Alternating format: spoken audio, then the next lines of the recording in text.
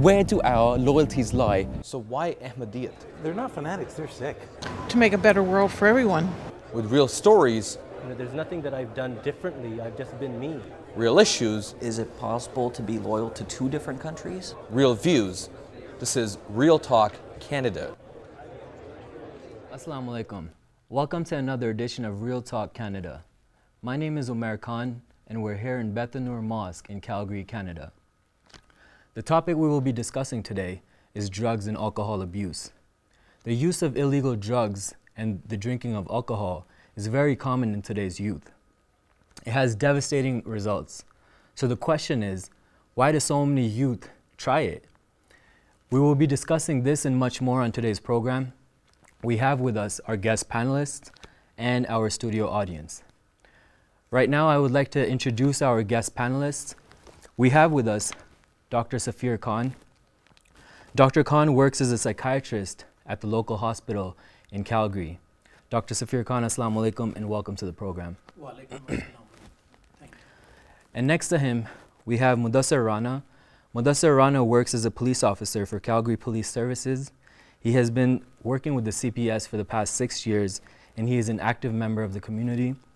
Mr. Rana, assalamu alaikum and welcome to the program. And next to him, we have Alan Devlin. Alan has been a member of the Calgary Police for the past 19 years and has worked with the youth for the last 12 years as a school resource officer. Also, he is currently working with the gang prevention for the past 7 years. Al, welcome to the program. You're welcome. Thank you for having me, Omar. Before we get into today's discussion, we want to know what the public feels about this topic of drugs and alcohol abuse. So let's listen in to the word on the street. Now, drugs and alcohol. These are substances which have been used and further abused by people for centuries. They are chemicals which alter the way the body naturally works, and have been especially used by young people, such as teenagers, as a source of enjoyment. But what cannot be denied is that in today's society, these substances pose such a threat on an individual and those around them that it cannot be looked down upon. Today, we're going to go out to see what people have to say about this. We're going to get the word on the street. I think it's really easy to label somebody a drug addict or an alcoholic, and I think we as people need to start looking at it like it's a public health concern and not a bad person. Because once you're addicted to something, it doesn't matter. You are going to get it no matter what you have to do. And if we were to look at it from a medical stance, and instead of making all these things illegal, actually provide treatment for these people instead of throwing them in an overpopulated prison, we'd probably be a little more successful in reducing the amounts of people that are wound up on alcohol, constantly consuming it. Like a heroin addict doesn't care that they're committing a crime. They will do what they have to do to get it. And instead of us throwing them in jail, putting them into a training camp to perform more crime, maybe we should put them into a program at a hospital where they have access to it in amounts and actually treat people for their condition instead of treat people as a condition. I think that our society is high stress, and therefore drug and alcohol abuse is more common in parents dealing with the stress of their everyday lives. I think this is a problem not only all over the world. It affects the individual, it affects the family, and in the end the society, because not only to take care of those people and try to reintegrate them into the society when they are already, let's say, loose. So I think this is a huge impact, and it's something we should care about. Welcome back to the program. As you have just seen, that was the public's opinion about drugs and alcohol abuse. So I wanted to start off this discussion today by asking our panelists, what exactly are illegal drugs and which ones are the most common? Mudassir, if you could please start with that. Any things that are listed in Controlled Substance and Drug Act are illegal in Canada. So there's a long list of chemicals in various things.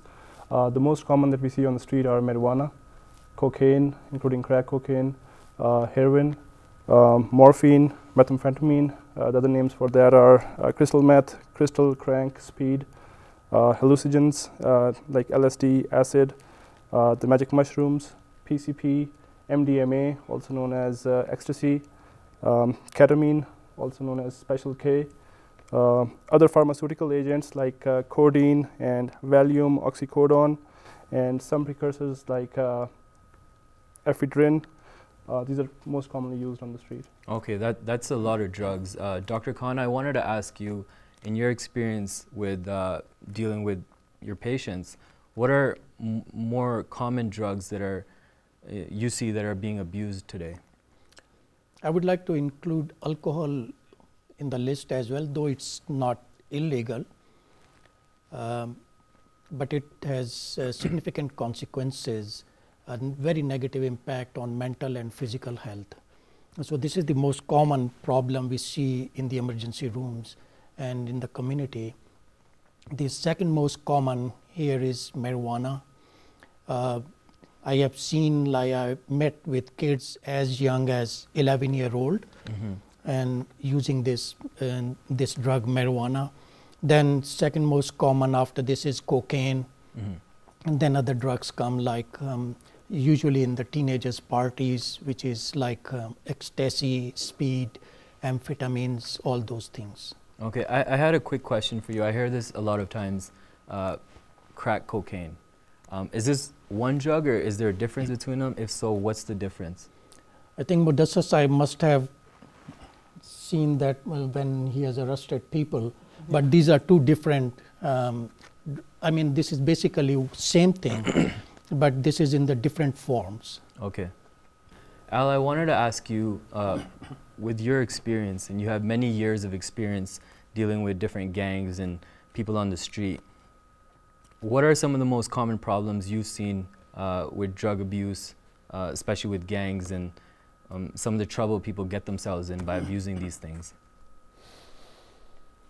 Well, I would just like to reinforce what Dr. Khan said initially about alcohol. Alcohol still is the most abused, even though it is a legal substance. It is still the most abused substance that we see.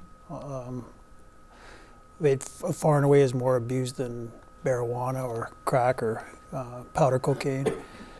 So what we see in the gang context, Omar, is that young people get involved in that lifestyle, and part of that lifestyle is the drug culture. The drug, and so they use, they sell. It's one and the same basically. They have to. They live around the substances, cocaine and marijuana, and all the other drugs that Mudassar had mentioned. Okay, we have our studio audience with us. We have a lot of young people here who've grown up in schools here, who understand the culture, the society. So I wanted to ask the audience what their experience has been like growing up here, and how easy is it for youngsters to get access to illegal drugs and the consumption of alcohol. Bilal? Yeah, Assalamu alaikum. I attended middle school here and high school and university.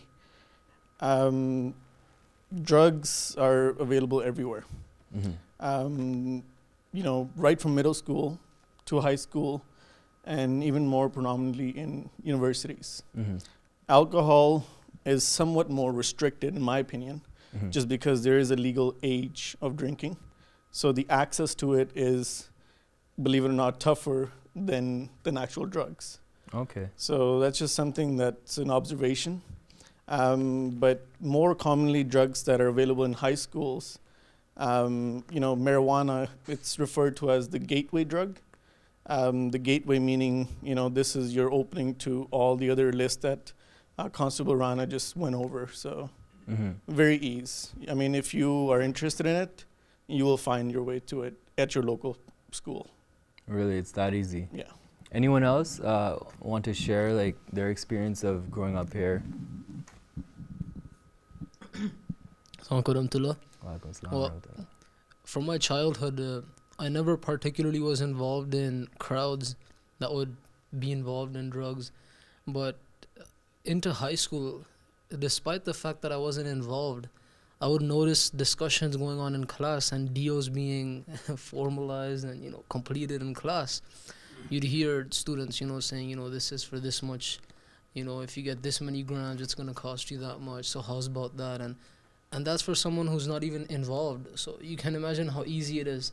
It would have been just a talk away from getting a DO finalized and having gotten drugs. And this is while classes are going on and the teacher's teaching. So it's absolutely very easy to get your hands on that, especially as a teenager. As Basil has mentioned his experience of high school, in my school I would share a similar experience where people do talk about this. There's two different type of groups.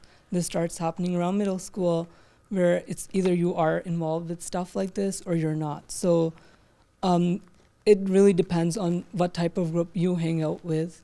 Because of, growing up here in elementary, we have seen, police officers come in and other adults in the community talking about the effects of this. So it really depends on who you're hanging out with. As far as alcohol goes, many people are expected to do this type of stuff, especially around grad and prom. After grad is done, you go with other friends and you talk to them about grad and they're like, oh yeah, we're gonna go drinking. So I think around this age, people are expected in our age group to do this kind of stuff, like get into alcohol. So that's my experience. Thank you. I wanted to ask the panelists, I think one of the fundamental questions is that why do so many youth find themselves trying these things? So Dr. Khan, if you could, talk about that. There are several factors, including medical, social, and psychological factors. So social factor is that like a sense of acceptance. When you don't join these groups and you don't do things with the whole group is doing, you feel isolated. So this is one of the factor, and the other psychological factor is to numb themselves or to alter the brain mechanism. They say that, oh, we cope with the stress, but I explain it, so you want to change the neurotransmitter system of your brain so that it's a kind of altering your senses, or numbing your senses. The other is the medical reason, because in the brain there is a center which is known as reward center, and there is a specific nucleus which releases dopamine, which is a neurotransmitter and gives a sense of excitement. So when this nucleus is get excited, like stimulated, then the reward center, this is the reward center, it gives a sense of like being high, active, they feel great. So when they stop using the drug, or when the effect of the drug is gone, then they miss that excitement, so they go back again. So that's the medical reason. And other factors are that there is no resistance, no inhibition, because family is using, friends are using, it is highly accepted. There are no consequences to use it, immediate consequences to them. So these are all the factors. You talked a little bit about stress, and I've heard that a lot of times. A lot of people turn to drugs or alcohol because of stress. In your experience, and I'm sure you deal with a lot of people that go through stress, in your experience, do you think drugs or alcohol have ever helped people recover from things like stress? This is the big arguments we usually deal with, because they try the people who use these drugs, they come to the emergency room or to the clinic for some other benefits or for some reasons, and because of having poor insight, they rationalize. We say you are giving just an excuse. So my question to them is, okay, if you are dealing with it, dealing with your stress through drugs, why are you here today? Oh, then they start finding some other excuse. So this is a totally like a baseless explanation, and all it does is that it's just like you take some medication and you go to bed. So this is like you give, if there is a pain in your finger, then you give local anesthesia to the finger and you think that, okay, I am keeping my finger numb. So, but what I have like found out from them is these are just to explain the reason and to justify their use. Okay. Al, I wanted to ask you, in your opinion, and your experience, why are people turning towards drugs and alcohol? Well, again, I agree with Dr. Khan. From the young people I speak with and I deal with that are using and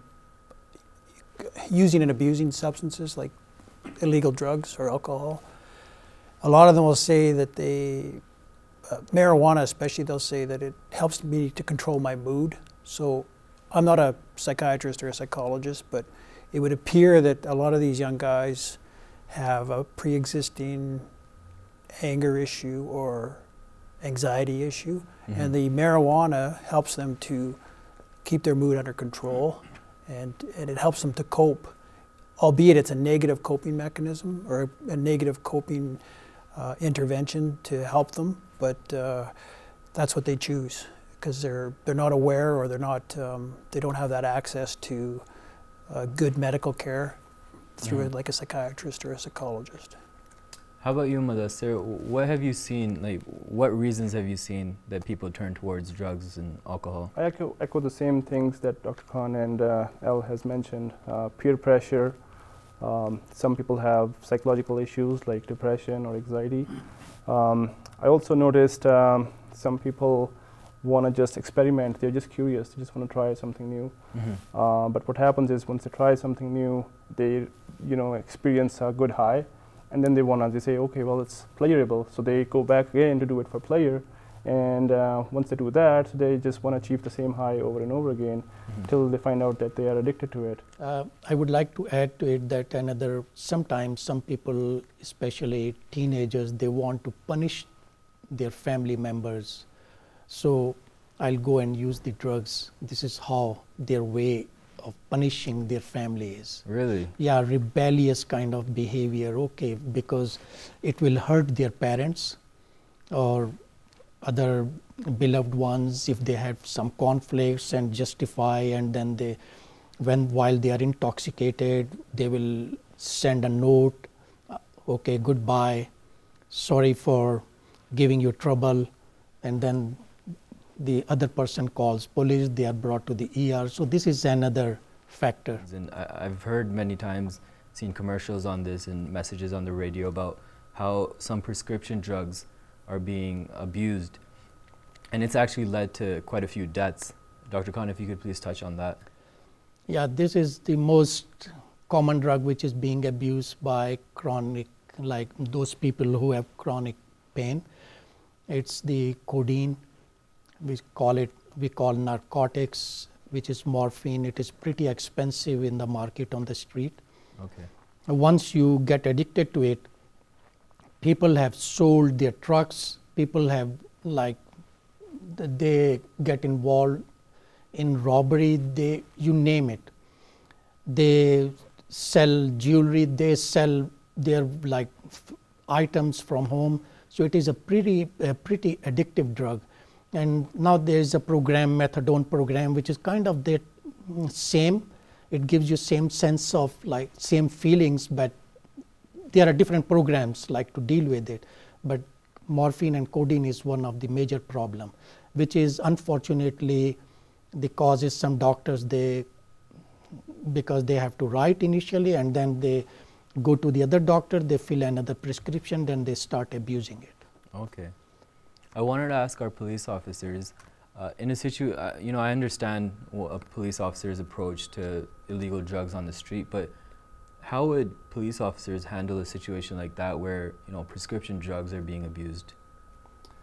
I had some experience of, going to pharmacy stores where the pharmacist had called us saying this person is doing prescription fraud.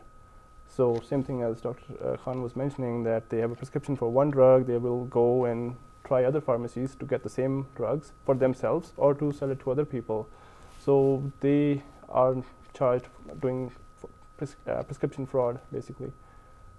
So you're not just free to go to any pharmacy and take those drugs because all the pharmacies are supposed to log your previous prescription.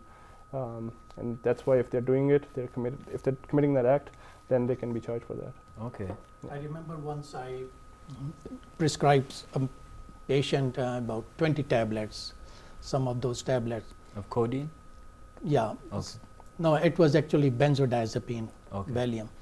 So I already had a great discussion about that medication, how I'm going to taper it down and eventually discontinue it.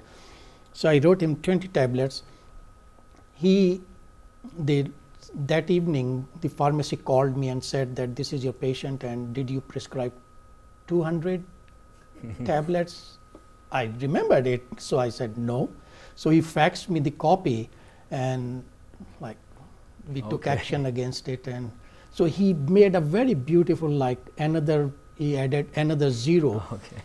So made it 200 and that raised the suspicion. And the pharmacists, they have really pretty good knowledge and they deal with it. So they pick up these things. They pick up these things, okay. And it's illegal. And then the other challenge that we have to face on the street is, okay, this person wants to have these drugs. He's not getting it from anywhere. Now what his options are? So they start getting involved into criminal activity. So they'll start to go to the pharmacy to rob it. They'll say, I only need this drug. So it's a robbery just for the drug. The people when I was working the street would steal the prescription pads and write their own prescriptions, or they would doctor shop. So they would go to Dr. Khan and they would go to 4 or 5 other doctors. There'd be 4 or 5 of them in a vehicle, and they would just be going from one doctor to another, trying to find a doctor that would write them a triplicate prescription for some sort of opiate or benzodiazepine or some other drug that is abused. Okay, that's very interesting. How in some of these, movies and music videos, it's portraying, smoking marijuana and drinking and getting high, that it's cool, it's acceptable. So I wanted to ask our audience members that how effective do you think these things in media are to young people, especially looking at your classmates and the people you work with? If we could get the mic in the back.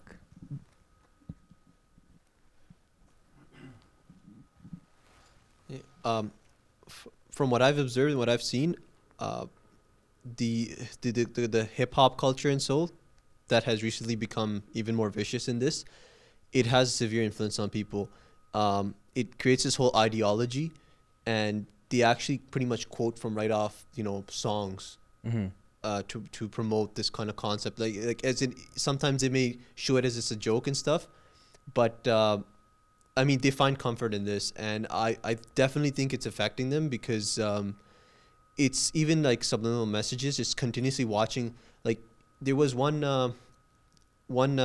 piece that I saw where someone had gone through a bunch of Disney cartoon movies, right, and just shown how much alcohol is being used in them. You'd assume that if it's just a kid's classic, right, it shouldn't have alcohol in the show. No, there's so many scenes where people are just getting drunk or people are acting drunk in it.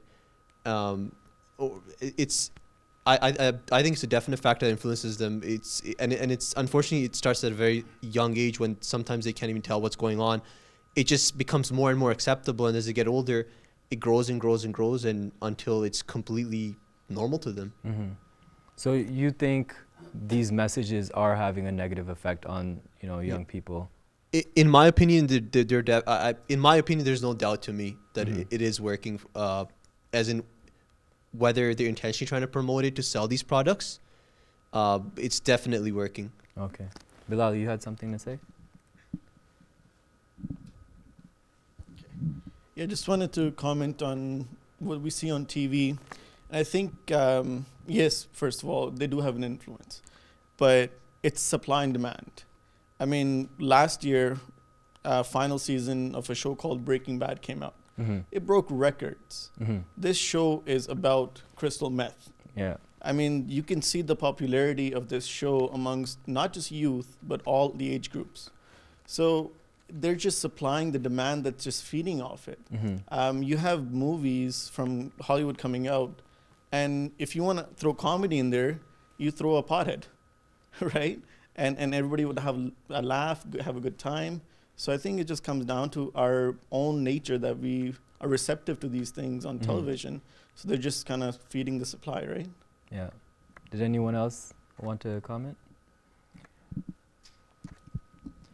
I do agree. And we see movies like, for example, Wolf of Wall Street, Al Pacino, Scarface, and this idea where drugs are being used for success, and they're being shown as such a similar idea where success will equal drugs, or drugs will equal success. But I think that this idea is just, you need to have the knowledge and the values to be able to ignore this. And it's the people that don't have these values or certain ethics or morals, and they follow these examples and they really want to get into that lifestyle. Yeah, that's very good you bring that up, because I do think kids that have a strong value in their beliefs and good behavior, you know, it's easier for them to stay away from these things. Al, I wanted to ask you, Al or Mudassir, I'm just curious that when a police officer, you know, catches someone that has illegal drugs on him, what's usually the process? I'm thinking if you catch someone that has drugs on them, you know, you can ask them, where'd you get it? And then it can kind of link you to where that supply is coming from. What's usually the process for this kind of stuff and trying to find out where the supply is coming from? And are you able to catch a lot of people through that? Well, the amount of investigating you do it's dependent upon what area you work in within the service and the amount of drugs that you come across. If you come across a small quantity of drugs, typically you would you deal with it right there. If it's a larger quantity of drugs, that it requires a lot more investigative time. Okay. So it's very dependent on what you come across. Okay. And normally, what I've noticed is small scale, you know, criminals, they normally don't talk. They don't want to talk. So the bigger criminals, you know, who are ready to organize crime, they also know that they don't have to talk and all those things. So there are some challenges in that area. We have specialized drug units who basically their entire job is to monitor or do surveillance and catch the big fish. But they have successes as well. For example, in 2012, the law enforcement departments across Canada were basically busting a crime lab or drug lab every 2 weeks. Okay. That shows you how many drug labs we have in Canada, that they were, you know, taking out every drug lab within every 2 weeks. But still, we have drugs on the street. Wow. Dr. Khan, I wanted to ask you, in your experience, which drugs would you say have caused the most problems in families and deaths? I would say alcohol. Alcohol, yeah, I thought so. Alcohol, if you want to know the effects, I mean, I will just tell you first the medical effects. How does it affect? And people think it's a cool drug. I disagree. For example, when you drink alcohol, the first area it affects is your mouth, and then esophagus, and then stomach. Gastritis is very common in alcoholics. Then when it is absorbed through the different system, it has almost the effects on all the organs of the body. One of the major problem in the hospital, it's 8% cirrhosis. Like normally what happened when people who consume lot of alcohol, then or regularly they are drinking alcohol, their tissues, cells in the liver, they are replaced by fat molecules. So this is known, it becomes a fatty liver. That means the liver stops functioning, the function it is supposed to do. And then the blood through the body, it passes through the liver. And when it constricts those vessels, the blood cannot go through it. So then they find the alternate routes, like through other capillaries, other vessels, and then through the stomach, and then goes to the heart. So what happens in those patients, their arteries, capillaries in the stomach around the esophagus, they become so thick, and then they get ruptured. And this is why sometimes we see alcoholics, they are vomiting blood, and many times the death happens. So this is one of the reason. of their death. And then the effects on the heart, it damages brain.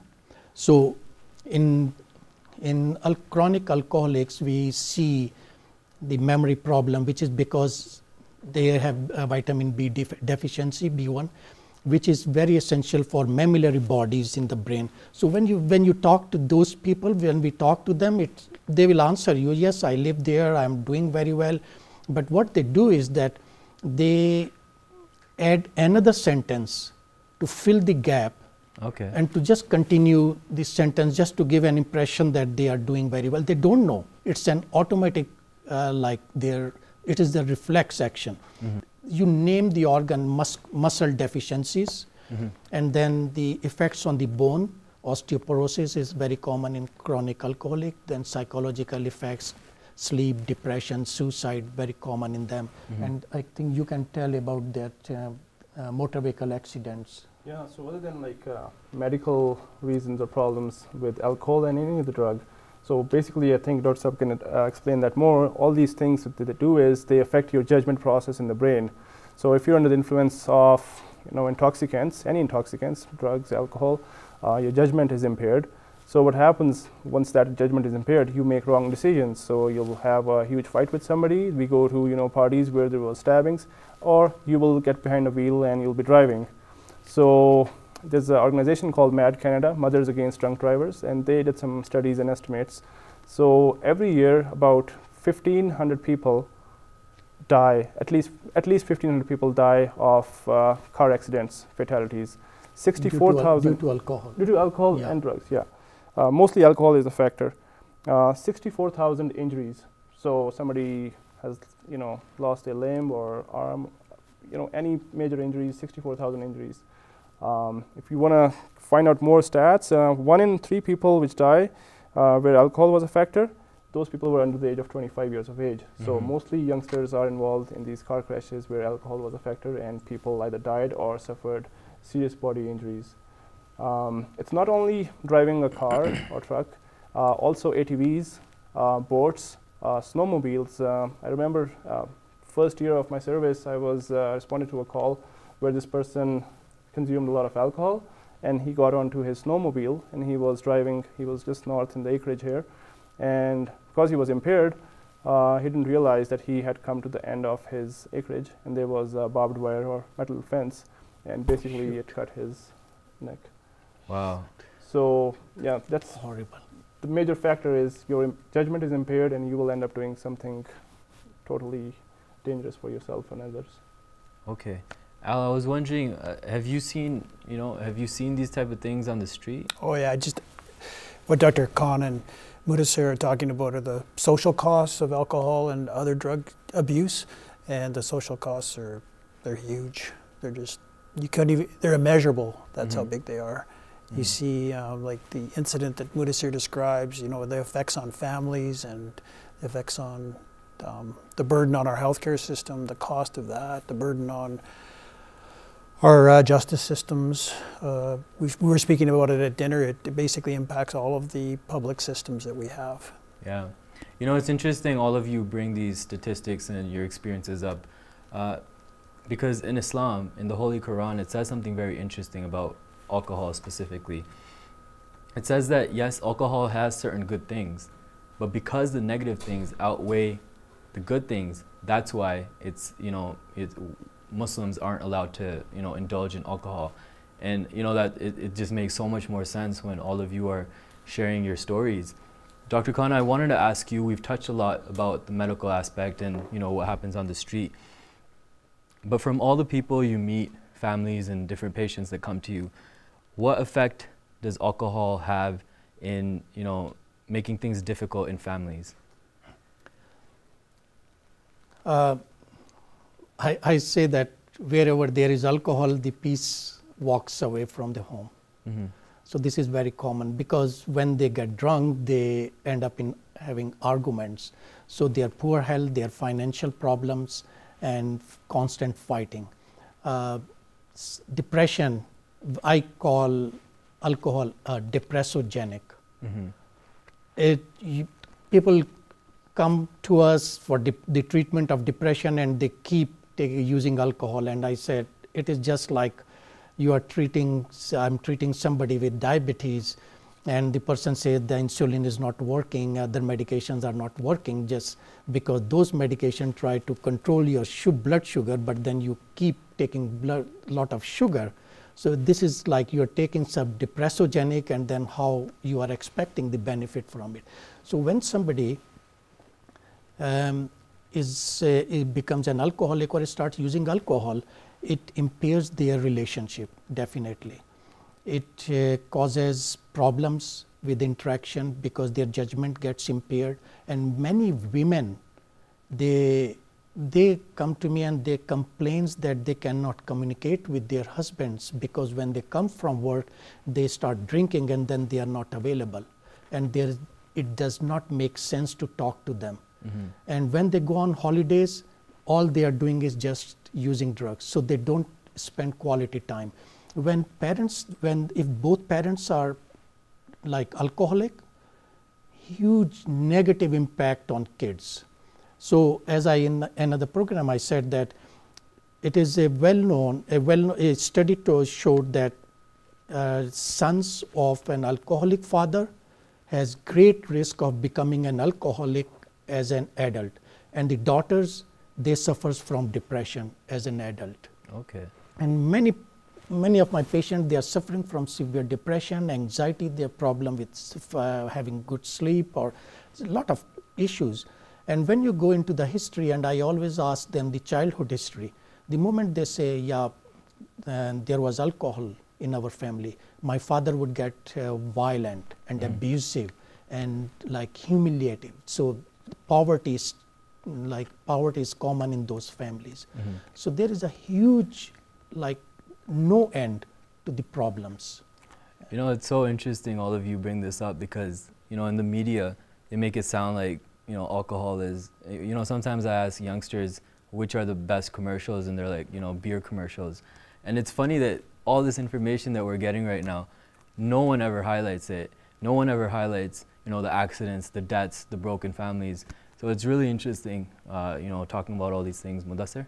It's a funny thing that we normally talk and discuss our ideas with coworkers, and a lot of people are like, if we have to guess, like 70% or 80% of our calls are alcohol or drugs related. So if you 70 to 80%. Yeah, I mean, just a figure of speech, right? So yeah. If alcohol, if you reduce it from the, if you take it away from the society, I think half of our job will be done. Most of the, like Dr. Saab mentioned, and mine as well. Yeah, domestic problems. Yeah. You know, problems between parents, communication problems. And another thing, some people think, okay, it's too much alcohol which can cause problems for them. But as per law, if you're under 18, you cannot drink. Plus, if you don't drink regularly, then the chances are that you can get into a car crash or do something wrong or more because you're not used to that alcohol. So some people go to the party and they're tempted to try and they consume alcohol. Guess what? Their judgment will be impaired and now they will end up in more trouble. I've personally gone to calls or small minor accidents where some kid tried alcohol for the first time and they couldn't handle it and they ended up in an accident or an issue. So we say that the first drink, it takes away your judgment. Then the rest of the job is easy for alcohol. Mm-hmm. So very interesting. Big problem, yeah. I wanted to also, Al, I wanted to ask you, you know, sometimes people come from different cultures, and I remember when I moved here to Calgary, I had met this one young man in high school, and you know, he used to smoke marijuana, and he told me this story which I you know, was so shocking to me, and he told me how he found a seed for marijuana plant and he started growing it, and he explained to me how there's a process in growing it. You got to put a special light, and you know, there's a specific way to do it. I don't know how, but he told me that he told his mom that, Mom, this is a science project, so if you can please help, you know, grow this for me. And the mom had no idea it was a marijuana plant. She watered it, she put light on it, and she grew the marijuana plant for him. You know, he told me the story and I was shocked. So I'm curious to find out if, you know, the Calgary Police Services are doing anything to try to, you know, make parents more aware of these kind of situations. Well, have you ever heard this before? That mother was growing marijuana plant for her son.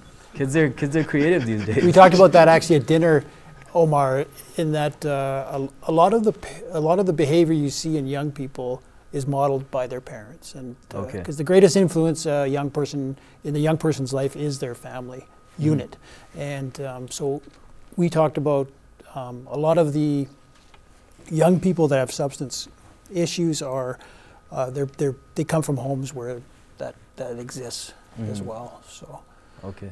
I can't speak specifically about moms growing marijuana for their sons, but yeah, I wanted to ask you. A lot of times, a lot of these kids, and I used to hear about them in high school and growing up, how some guys get into not only using drugs but also start selling it. They become dealers, and sometimes they don't know the consequences of getting caught. So I wanted to ask you, from a legal perspective, what kind of trouble and consequences can a lot of these youngsters get themselves into? It depends on which drug, amount, situation, scenario. So starting with alcohol, if you are driving under the influence of alcohol and there's legal limit, a criminal limit basically, if you are exceeding that limit, your license can be taken away, hefty fines, you have to pay a lot of money to the lawyers, and you can also be sentenced jail time, depending on what the judge decides in that situation. Plus, if you're if you're consuming alcohol, if you're under the age of 18, then obviously that's illegal as well. If you are a GDL driver, a novice driver, so there's zero tolerance for that. So even if you have consumed 1 drink or 2 drinks, your license will be taken away and your car will be impounded, which is like graduated driver's license. So it's a program for new drivers. So if for the first few years they cannot consume any alcohol at all. As far as marijuana and cocaine and all those drugs are concerned, for first offense, fine up to $1,000 and 6 months in jail, or both, depending on situation. For second or serious offense, the fines can double up to $2,000 and 1 year in jail. If you are trafficking, or if you are producing those things, then it's a more serious penalty. It can go to life imprisonment depending on which type of drug you're doing it. So plus, the biggest thing that youth should be careful is, if you're doing any criminal activity, you will get criminal history, criminal record, which is more hurting to a person's reputation in the future, in the long run, because okay, you're young and you're not thinking before what you're doing, but once you have a criminal record, it will be very difficult for you to find a decent job, because most of the jobs these days, they require you to get a criminal background check done. So for example, if you want to apply for a job in a bank, they require you to get police clearance, and because they want to trust people, so they will not be giving you a job if you have criminal history. Similarly, if you want to travel, certain countries require that you don't have any criminal history. So if you have any plans to go to US or some other countries, they will not allow you entry. So some things to keep in mind before doing these things or getting into these kind of things. Okay, very good. Here I would like to add another thing that, for example, alcohol and cocaine, they can also cause seizure. So if taken together? Convulsions. Okay. No, not mixed together. I mean, even separately. Okay. So once you have seizure, I think then you lose your license. Am I right? Yes, if a driver's police officer license on the scene believes that this person has some kind of medical problem, they can seize the license and send it to the review board, who will assess his medical file, that why did this person had a seizure while driving. And they would probably have a blood test and check everything? Yeah. Okay. I mean, the seizures, once you have seizure, then it's very clear, and then doctors, they usually report to the licensing authority, and then they cannot operate any heavy duty machines and many equipment. So again, this could be this can be a big problem. Okay, very interesting.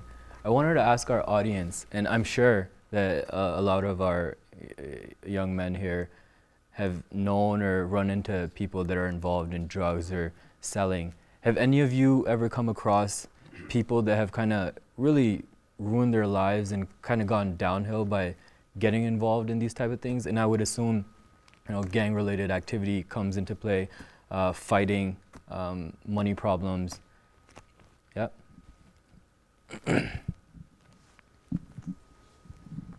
So in high school, one of my friends, his brother, he was, I believe, 19 or 20 at the time in university. He started getting into selling marijuana and also eventually cocaine. He realized it was a bad idea and he tried to get out. And he'd been in it for like a year. And then a week after that, they just found his body in a car on the side of a road. Somebody had just killed him and left him on the side of a road. And Oh, really? Wow. Anyone else? Bilal? Oh, I see a lot of hands going up now. Somebody else a chance. Okay, yeah, go ahead. Adil? I've had an experience with a lot of people who use marijuana, and often you don't even know about it. I mean, if your viewpoint is against it, they will not let you know. So, but what I've observed by far is that they're under the impression it doesn't have any negative effects. And what I've observed and as I've understood it before too, and Dr. Sub can confirm, that they kind of remove their reward center to where it requires much more to feel good about stuff, to be rewarded. So their motivation level just drops. And one of my friends, I questioned him highly on this. And what I figured out is trying to convince him to stop. He said that if it's after using it for however long he had, which was quite a while, he said, when I'm not on it, it just doesn't feel normal. So now that the normal level, the balance, the chemical balance is gone. So they need it to just feel normal. And they struggle, like motivation I noticed in these people was really lacking. I would try to tell them, show up for class or try to get a job or try to do that or try to, be motivated. It was really hard. It was really hard to convince them. And I've noticed this very prominent with people who are smoking marijuana. Really? Al, I wanted to ask you, if the police or doctors or any professionals come across, kids that are on drugs and they recognize that and, they want to change. What kind of solutions are out there where, kids can or young people can find help in, turning their lives around? In our program, we work with the parents a lot to try to get them to be aware of what the young person what they're going through and what we're seeing, and to get them to get on board and to help to get the interventions in place that are needed. We use a lot of mental health interventions in our program. So that would be like a psychiatrist or a psychologist that work specifically with youth, that have substance challenges, and getting them back connected to school, getting them job skills, getting them into pro-social activities like recreation, back into the church environment or the mosque environment, and so anything that's positive, you try to move them towards that. Dr. Khan spoke about peer associations, and peer associations are huge. Like as soon as you migrate away from that positive, high academic achieving group, and you start to drift towards the guys that are using, then things really start to, you start to get those indicators like Dr. Khan mentioned. The marks start to slide. They become a bit more reclusive at home, more secretive. They tend to separate from the home, the family unit, and so intervention-wise, the sky's the limit. Whatever will help, but you have to push and try everything you possibly can. It sounds like it's really important as to the company you keep, the friends you have. Yeah. What we see a lot are the young guys that get into trouble are poorly supervised at home. They don't have that parental supervision that's watching the peer associations the young person has. They're not watching for the indicators like the marks starting to slide. They don't see, the parents aren't seeing the kids that the young person's hanging out with. And the peer associations, the group that they're in is if they're in with a group of guys that are all AP classes and they're trying to keep those marks up there and they're involved in sports or the community, they're volunteering, all of those positive things, then if they're in a group like that, then it builds that resilience within the kids, and they basically don't have time for the drug culture. So Before we come to the conclusion of our program, I wanted to get concluding remarks from all of our panelists.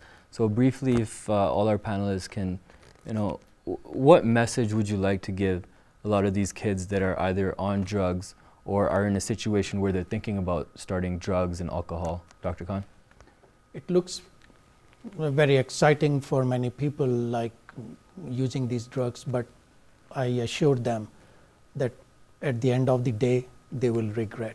But by then, they might have caused damage to their brain, because all these drugs may cause some permanent impairment of the brain cells.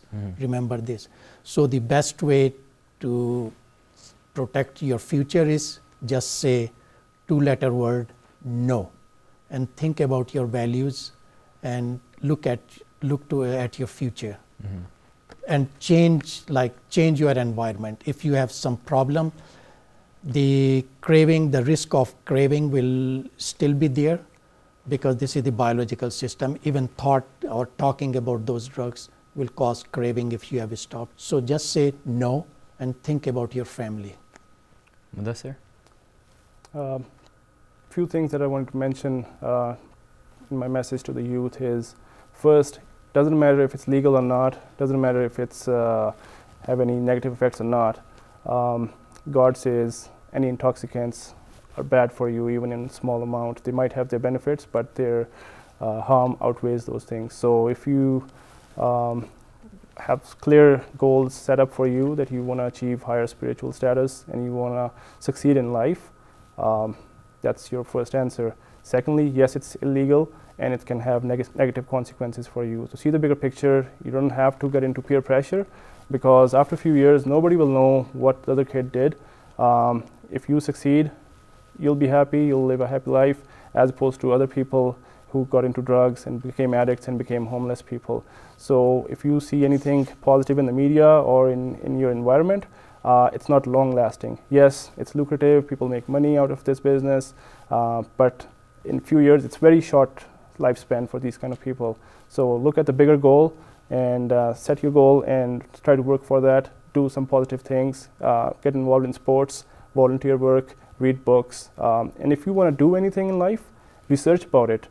Talk to different people in different fields that work in those industries, so you have a better picture before you do something wrong or make any decision about your life.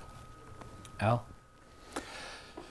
I think we work under, as police, we work under an act for young people that's called the Youth Criminal Justice Act. And it was rewritten a few years ago. And it was, the focus was changed. The paradigm was changed from a punitive approach to a more restorative approach. So it's heavily weighted now, the new act, on restorative justice. And I think that we all, when we come across somebody that's straying, we all have a duty to help to restore that person and focus less on the negative and the punishing and the finger wagging, and more on the how can we help this person who's leaving the mainstream. How can we help them to divert back to the a more positive life? We all have that duty. So when we come across that person, we are duty bound to help them out. Okay, thank you very much. Alhamdulillah, we've come to the conclusion of our program on drugs and alcohol abuse, and it was a very, very interesting discussion. And our hope is that our young viewers at home watching this program can get a lot of benefit out of this. And we see from the statistics and the experiences that our guest panelists have talked about in their fields, it's just not worth it. At the end of the program, I would like to thank our guest panelists for coming and discussing their experiences and sharing their knowledge with us. And I'd also like to thank our studio audience for sharing, a lot of their comments into our discussion. We're hoping that some of the young viewers take a very powerful message from today's program.